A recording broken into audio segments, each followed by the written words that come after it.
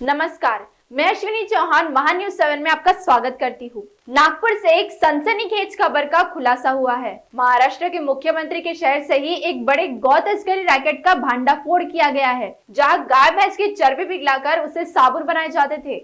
यह रैकेट धार्मिक और कानूनी संवेदनाओं को चुनौती देता है। क्या इस पूरे नेटवर्क के पीछे कोई मास्टरमाइंड है?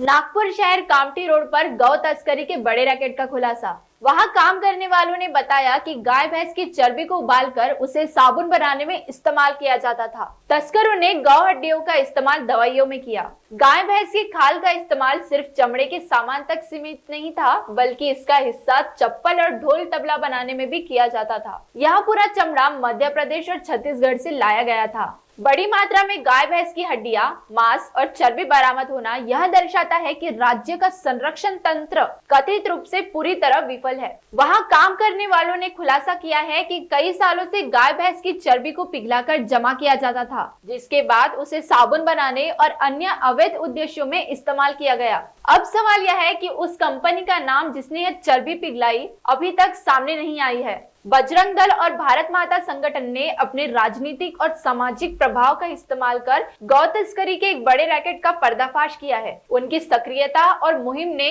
इस अवैध व्यापार की जड़ों को उजागर किया है। कल नागपुर के कामठी रोड पे कल बहुत बड़ी कार्रवाई हुई। यहाँ पर जैसे जिस तरीके से मेरे पीछे में देख रहे हैं, यहाँ पर चर्बी है ना, ये चर्बी किस चीज़ की ये पता नहीं चल रही है, लेकिन इस चर्बी से यहाँ पर डालडा बनाया जाता था या तेल बनाया जाता था। और यहाँ के कुछ लोगों का बोलना है कि इसकी साबुन बनती थी। लेकिन जिस तरीके से यहाँ पर जो मात्रा में चर्बी पकड़ी गई है यहाँ पर कल, और ये कार्रवाई बजरंग दल द्वारा की गई थी। रात के 12:30 बजे बजरंग दल वालों ने कपिल नगर पुलिस स्टेशन को इसकी इंटीमेशन दिए थे। लेकिन यहाँ जिस तरीके से ये दिख रहा है, इसको परमिशन है या नहीं ये अभी तक के पता नहीं चला।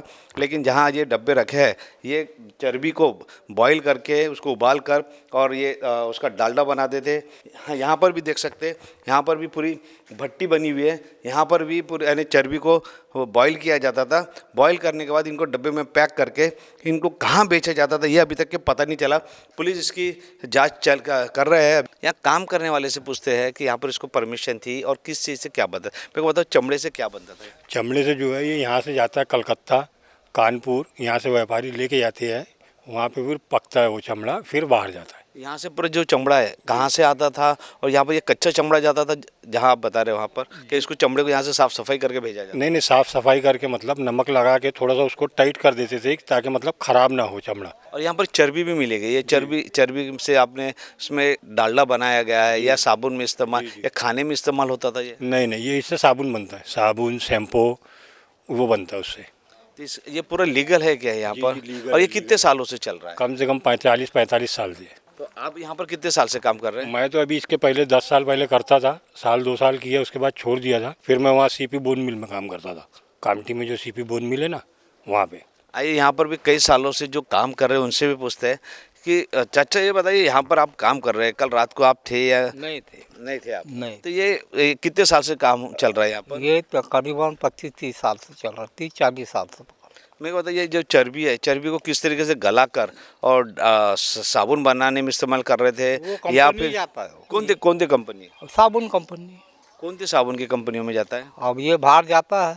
अब यहाँ पर भी है नागपुर में बहुत सी कंपनी। ये बताइए मेरे को, यहाँ पर में जो चर्बी से जो साबुन का इस्तेमाल है, पर इसके तो साबुन का यहाँ इस्तेमाल नहीं होता। नहीं, लेकिन ये चर्बी को गर्म करके ऑयल बनता है, ऑयल बनकर डब्बे में रहता है। डब्बे के साथ में वो व्यापारी लोग खरीदते और लेके जाते। तो इसका कहीं गलत इस्तेमाल तो नहीं हो रहा था क्या? ये खाने में इस्तेमाल? नहीं, खाने वाने में इस्तेमाल नहीं होता। इसका साबुन बनता है, इतना अपन को मालूम है और अपन ने देखे भी है। कल रात को खबर आई होंगी कि यहाँ पर कुछ लोग आए, बजरंग दल के लोग, पुलिस वाले आए, यहाँ पर गाड़ी तोड़फोड़ किए, गाड़ी को तोड़फोड़ किया गया है और उनने ये जो खुलासा किए, जो चर्बी को बॉईल करके साबुन में इस्तेमाल किया जाता है सब। और साबुन तो बनता है उसका, इतना मालूम है। इसको परमिशन है क्या? इसको बगैर परमिशन के काम हो ही नहीं सकता ना सर। ये माल कहाँ से आता?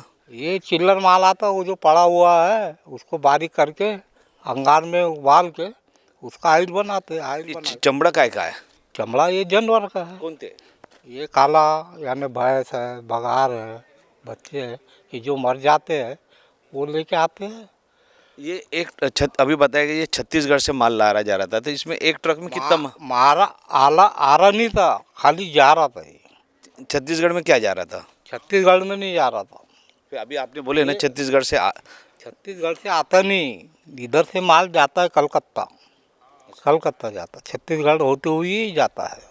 कल रात को 12:30 बजे बजरंग दल वालों ने यहाँ पर आके जो तोड़ फोड़ की कि उन्होंने इतना बड़ा खुलासा किया है बजरंग दल वालों ने। कल इसी छत्तीसगढ़ की जो गाड़ी है CG04, इस गाड़ी में कल मांस आ रहा था और मांस और चर्बी भी इसी गाड़ी में पाई गई थी। इससे यहाँ पर लाकर साबुन के लिए इस्तेमाल, जैसे यहाँ के लोगों का कहना है जो साबुन में इस्तेमाल किया जाता है, मांस को यहाँ से दूसरे स्टेट में भेज दिया जाता है।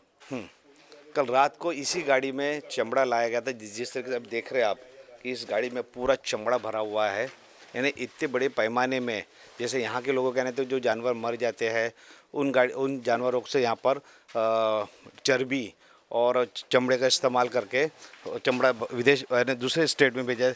लेकिन इतने बड़े में यानी कहीं ना कहीं जानवरों की तस्करी हो रही है। उसके बाद ही यहाँ पर इतने बड़े पैमाने में चमड़ा पकड़ा गया है। यहाँ पर गाय की हत्या करके ही, उन गाय की हत्या करने के बाद यहाँ पर इतने बड़े पैमाने पर यहाँ पर चमड़ा मिला है। यानी कहीं ना कहीं पूरा कहीं ना करप्शन बहुत बड़ा नज़र आ रहा है इसमें।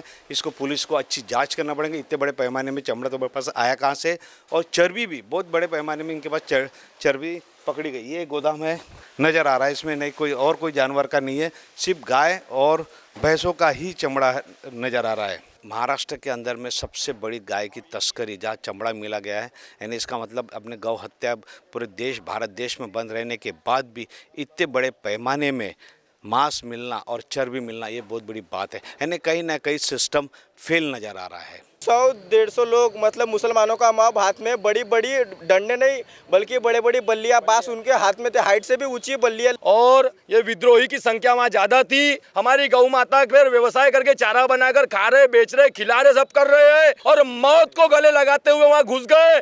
और कोई दिख जाएगा तो नरसंहार भी करेंगे गौ माता के लिए। जय श्री राम, जय श्री राम। तो वहाँ पे इतना बड़ा कत्ल खाना वहाँ चल रहा है, ये कैसे पुलिस को नहीं मालूम? मेरा ये प्रश्न सबसे पहला है। वहाँ पे जब पुलिस पहुंची, पुलिस खुद भौचक्का रह गई देख के। ऐसा बोलना यहाँ पे पुलिस डिपार्टमेंट का है, ये पूरी मिली भगत है। निश्चित तौर पे सब नहीं, लेकिन कोई तो कोई मिला हुआ है। इतने बड़े प्रमाण पे कंकाल, गाय का चमड़ा, ये सब वहाँ पे पड़ा हुआ था इतनी संख्या में।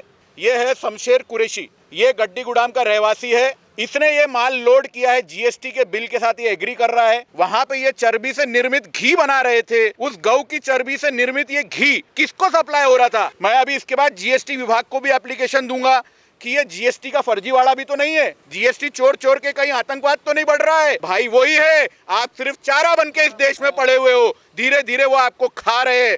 कीड़े हैं ये, अनपढ़ थे तो रोना अलग था, पढ़ लिख गए तो भी फटी रहे। कोई कसाई हमारा भाई नहीं हो सकता, लेकिन अब उसको सिद्ध बजरंग दल और बाकी के संगठन यहाँ उपस्थित हर सनातनी भाई करेगा, फिर चाहे किसी की जान क्यों न जाए। कानून के द्वारा राजमाता का दर्जा दिया गया है, इनको ये डर क्यों नहीं है? कौन है इनके पीछे, किसका हाथ है? सब पे कार्रवाई होना चाहिए, वहाँ बुलडोजर चलना चाहिए। नेता हो, कोई भी जुड़ा हुआ हो, उन सब पर कठोर से कठोर कार्रवाई होना चाहिए। हर अधिकारी बुरा है ऐसा नहीं है, जिसको नहीं पता कि उसके नाक के नीचे ये काम हो रहा है उसको ढूंढना भी प्रशासन का काम है।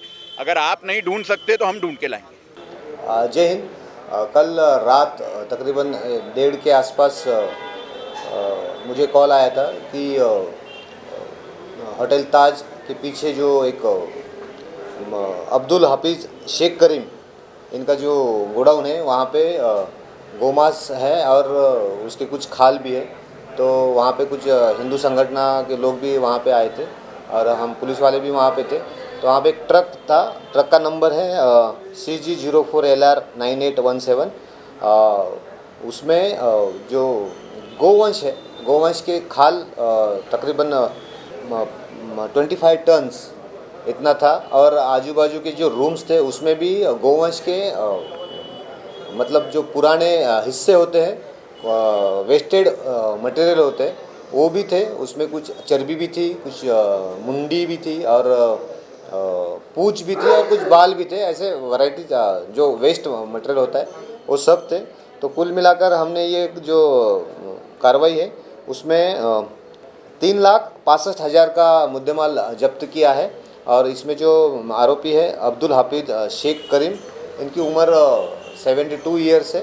और जो गाड़ी के ड्राइवर और क्लीनर, ऐसे तीनों के खिलाफ हमने एनिमल प्रिजर्वेशन एक्ट के तहत एफआईआर दर्ज की है। अब बाकी आरोपी इसमें कौन कौन इसकी इन्वॉल्वमेंट है और जो माल है वो किसके यहाँ से आया था और कहाँ जा रहा था, ये पूरा डिटेल हम इन्वेस्टिगेशन करेंगे और उसके बाद में जो जितने भी इसमें आरोपी आएंगे तो उनको भी हम अरेस्ट करने वाले हैं। आज तो फर्स्ट डे ऑफ इन्वेस्टिगेशन है। जब इन्वेस्टिगेशन आगे बढ़ेगा तो इसकी डिटेल भी इन डेप्थ में जाएगी और पूरी डिटेल हम लेंगे और जितने भी इन्वेस्टिगेशन इसमें जो भी दोषी है उन पर कड़क से कड़क कार्रवाई करेंगे।